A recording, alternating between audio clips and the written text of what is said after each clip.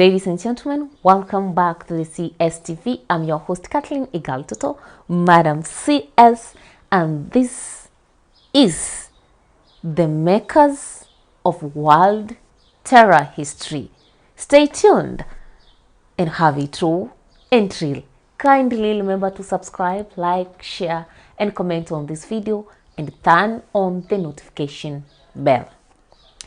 In the makers of world terror history, the CSTV goes back to history to bring you the story of Alice Auma Lakwena, the founder of the Hori resistance movement, which transformed later on to Rhodes Resistance Army in Uganda. The question is, who was Alice Auma Lakwena? Where was she born? How did she grow up? How did she start the Hori resistance movement, a movement that was fighting against the National Resistance Army in Uganda? And eventually, where did she go? Where is she? Stay tuned and let's have this discussion. Welcome back. Between 1981 and 1986, Yoweri Museveni's National Resistance Army forces engaged in a war, and in 1986, they defeated Tito Okello and Yoweri Museveni took over power. So 1986 actually began as a peaceful year for Yoweri Museveni and Uganda, but this was not the case in the northern part of Uganda, because at that year old, Alice Auma Lakwena, who was just a fishmonger and a flower trader, was up to something.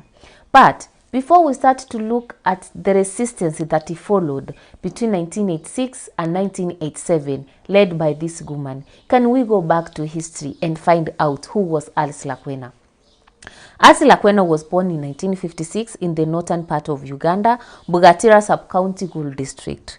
Her parents, Saverino Rukuya and Ibalina Iya. She was a natural lady. She went to school up to class 7 and dropped out. Raised as an Anglican, but later changed to Catholic. She got married twice.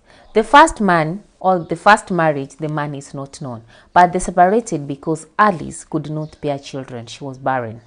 Later, she got married to Alex Okello, but after 3 years again, they divorced because of the same reason, barrenness.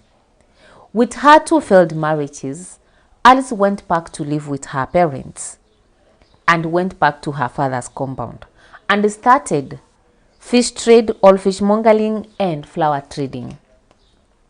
In 1985, she was possessed. It is said that she was possessed with a spirit and she was unable to speak or hear.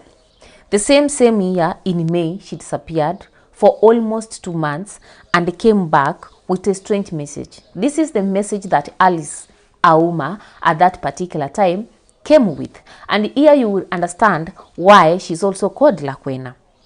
She said Lakwena, literally a messenger in Oruo, had guided her to Wangchok, Musichoni Falls, where she received instructions to work as a spirit medium with traditional religious roles. So Lakwena that Alice has in her name just began from this particular time. She was Alice Auma, but now with this strange messenger he calls Lakwena, she was called Alice Auma Lakwena. So Alice said she had conversations with the animals here in Musichoni Falls National Park, and they had a discussion about the Ruwero Push War that was raging in Uganda at that particular time. And she said that the animals she had a conversation with denied responsibility for this particular war. She also said that she had a conversation with waters, and also the waters refused the blame or responsibility of that particular war. So you see, right from the beginning, Alice presented herself as somebody who could be able to speak with nature. So, done with this particular conversation with the animals and with the waters, the spirit Lakwena then sent her to go and fight the sinners in Uganda. On his return home, the spirit led her to Mount Kilaki, where the mountain greeted her and jubilated at her arrival with an explosion. Then, Lakwena said that the mountain told her who were to blame for the bloodshed in Uganda. The messenger Lakwena gave Alice a stone and water with which she turned to Opiti and began healing people. Back at home, she built a small temple beside the railway where she sat on the throne and gave orders. Now, she came back as a healer. Very little is revealed about this spirit she called Lakwena. But at one particular point, Alice said that the Lakwena spirit was a spirit of an Italian army captain who drowned in River Nile while in the First World War, and this captain spoke 74 languages, including Latin. That is all is known about this Lakwena spirit. In 1986, after her return, Alice said that God commanded her to stop healing and form a Holy Spirit movement to fight the National Resistance Army and capture Kampala from the National Resistance Army. But actually, her motherland was the first one to be cleansed. Most of the followers that Alice Lakwena had at the beginning were soldiers who were fleeing to Lango and Ajoli in January 1986 after defeat at General Tito Okello in Kampala. So these were soldiers who were actually defeated in a war in Kampala, and they were running away, to the north. And here they come and they find there's this woman combining religion and war, So they felt at home. They joined. So within a short period of time, Alice's movement attracted a huge following of up to 10,000 members. And as a result, she set up a camp in Kilaki, Padel district. The movement had 10 commandments, all 10 rules. The first one was there was no use of guns in this particular fight because they were holy people. Any guns they captured from the soldiers were banned. Secondly, each fighter had to ban all the forms of witchcraft that they had. The singing in the group was that of Catholic hymns, and these Catholic hymns were the ones to be used as fighting weapons in the battlefield.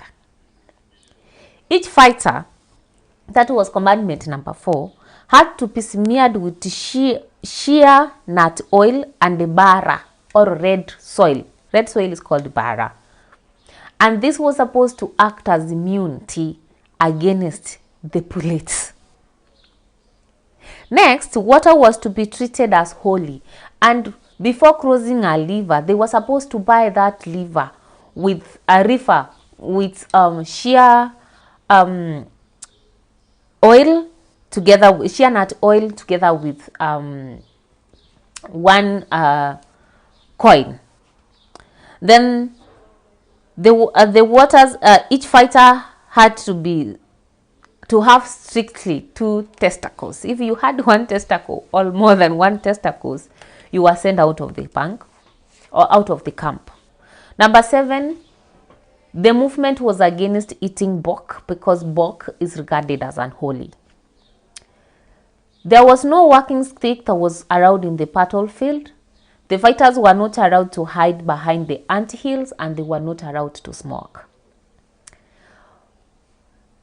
They were supposed to fight with courage. If you went fighting without courage in you, Alice Lakwena told her followers that they were to die in the battlefield. Finally, there was no stealing. They were not supposed to steal.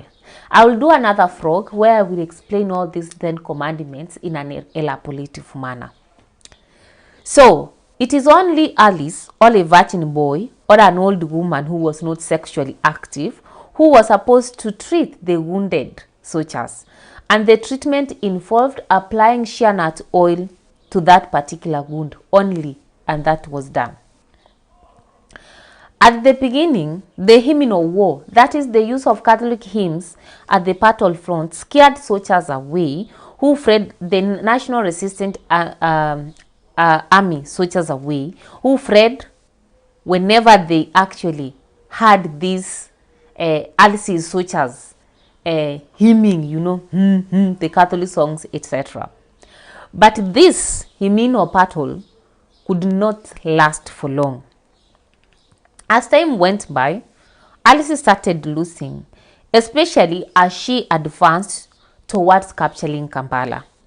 In 1987, November, the whole spirit movement was smashed by the National Resistance Army in Chinja. Auma abandoned her fighters, fled on a bicycle to the east, and closed the border to Kenya, where she lived in Ivo refugee camp near the Dadaab complex until her death in 2007. So when she fled to Kenya, her father, Saverino, began a new rebellion in Gitugumi under the guidance of so-called Holy Spirit. But he was weak and he did not expand much. The whole spirit movement was later transformed to Lord Resistance Army under Joseph Kony. A story that I will tell you in my next vlog about the Lord's Resistance Army under the gang Silis. So that was the story of Alice Lakwena. Were it not for Alice Lakwena, today you could not be having the Lord's Resistance Army in Uganda. She is one of the women in Ugandan history who used the region to capture the mentality of people and drive them into war. A woman who made her followers believe they are fighting a holy war where shea nut oil could make them immune against the bullets, but finally ended leaving her fighters in the battlefield, fled for her life in Kenya, and stayed there in exile until 2007 when she died. The CSTV, Madam CS here. Stay tuned, continue having it raw and real. Watch out for the next video.